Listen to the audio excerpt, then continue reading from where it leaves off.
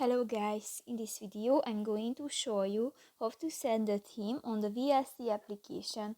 But first of all, I just want to mention, please don't forget to subscribe to our channel, because at 100,000 subscribers we are going to show you our YouTube revenue statistics and growth strategy, how to make money online.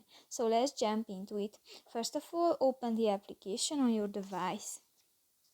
Tap to the More button under the playlist option at the left side on the screen and go to the settings section. Scroll down and in the extra settings section you can find the first option, the interface. And here go to the first button, the day-night mode button, and here you can select follow system mode, day-night mode, light theme or black theme option. And for example, you can select the black theme option and just click to the circle icon and done. So that's pretty much it for this video, guys. See you in the next one. Bye bye.